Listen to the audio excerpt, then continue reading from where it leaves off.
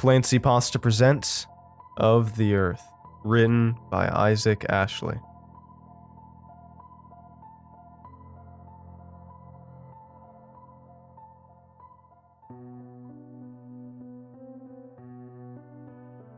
In the summer of 2007, I saw something in my friend's house that has remained secret for over 10 years. A lot of the reason I've kept it to myself is mainly because I don't want anyone to think I'm crazy. That is, if anyone actually believed I was being serious. That's beside the point. I need to talk about it, and this seems like the place to do so here goes nothing.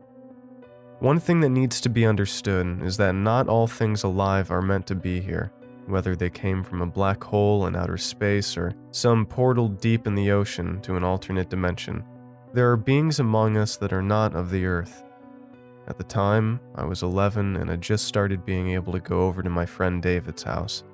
We had known each other for a while, but I had very strict parents and was just now allowed to be able to go visit him, rather than he visit me.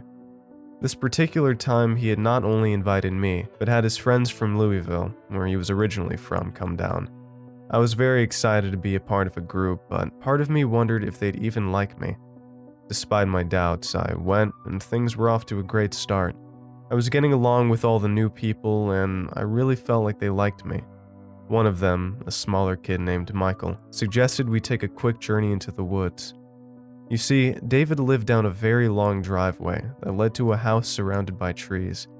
It was getting dark, and they wanted to go out and have a little spook fest. Me personally couldn't come up with enough things to put on a list of activities I'd rather do, but I wanted to be liked, so I tagged along. We gathered some flashlights and set out into the woods. There were about 6 of us all together, so I wasn't too scared. God knows I wasn't going to let them know.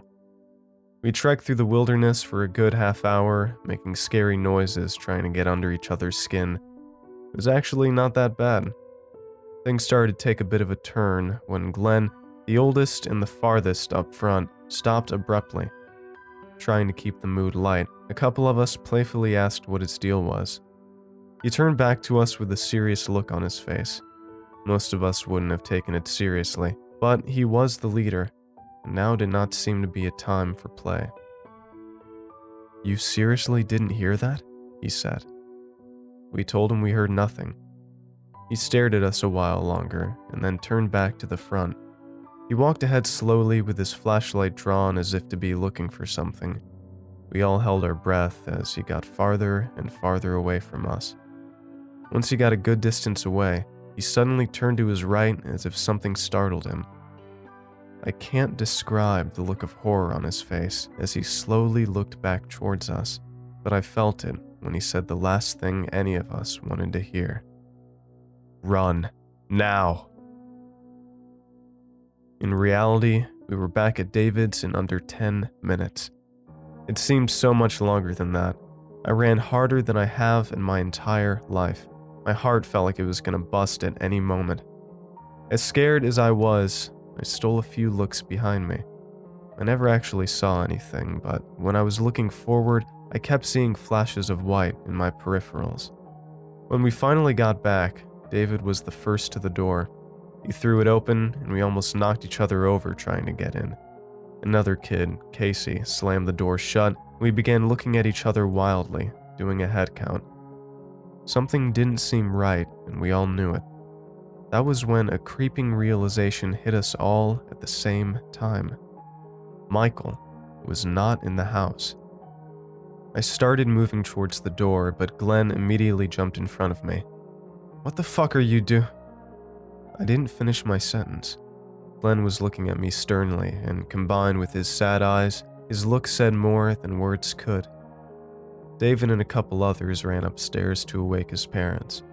Glenn made his way to the couch and buried his head into his hands. Not knowing what else to do, I went to the kitchen where the phone was hanging on the wall. I grabbed it off the hook, but before I started to dial 911, something caught my eye. The whole front wall of the kitchen was made entirely of windows. When I looked up and through the first one, I saw something my brain could barely comprehend. I saw a humanoid creature that appeared to be in a crab walk position, except its arms, instead of going straight down with his hands facing his feet, were twisted backwards, as if being bent over its head and in front of its bony shoulder blades.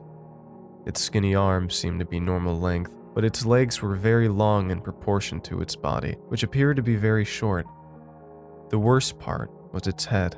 Instead of being faced towards its torso, it was doing a complete 180 like an owl. Only it looked so unnatural, as it seemed to be breaking its neck in doing so. But that wasn't what bothered me the most. What nearly tore my sanity from me was the face the monster was donning. It was Michael. There was no mistake. The mole in his left cheek, the same bright blue eyes, even the same hairstyle. It was at this time it spoke to me. I saw Michael's mouth move while it stood outside, but the whisper came to me as if it were standing right beside me. "Help. Help me." Frozen with fear, I stared on into what used to be Michael's eyes. I felt something behind me and saw that David's mother had come down and had tapped me on the shoulder. She began asking me what happened, but I only looked back out of the window.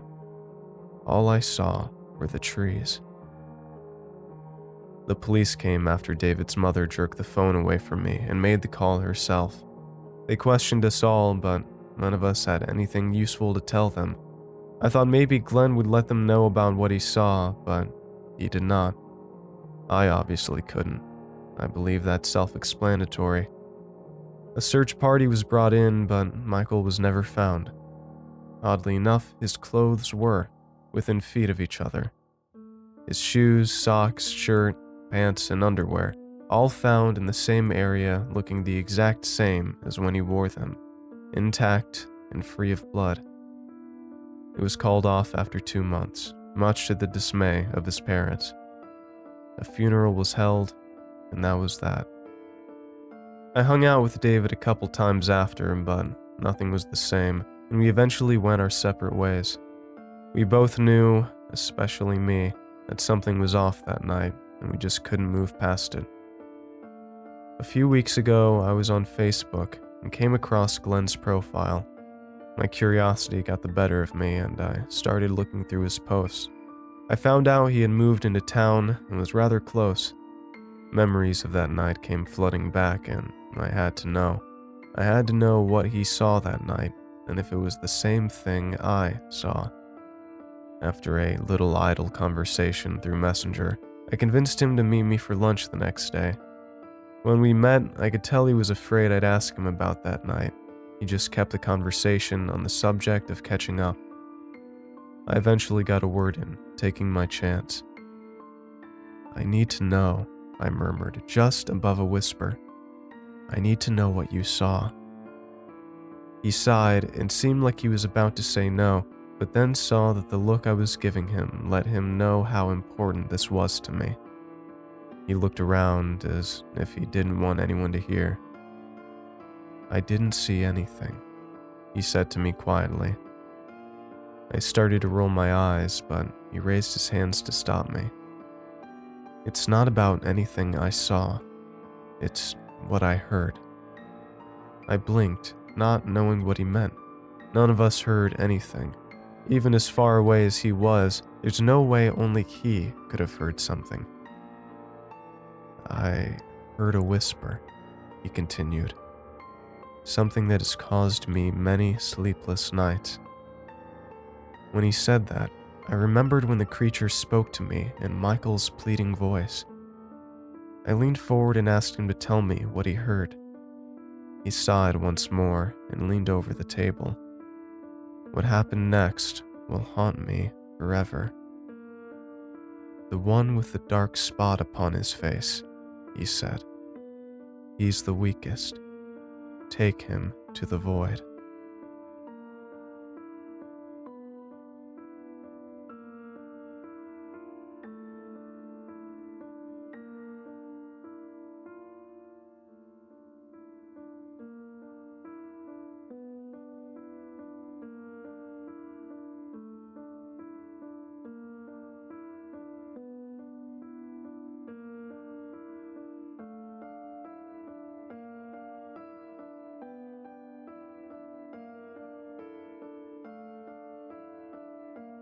Thanks for watching, and I hope you enjoyed today's video. I want to give a huge thanks to all of my supporters over at Patreon and YouTube memberships. Your support makes these narrations possible, and I appreciate it a ton. If you'd like to join these lovely ghouls, you can head on over to my Patreon at patreon.com/clancypasta, or click the join button below to become a member. And if you'd like creepy cool shirts, make sure to head on over and check out my official merch store for some awesome tees, hoodies, stickers, and more. Alright, thank you all for watching, and I hope you have a great night. Cheers.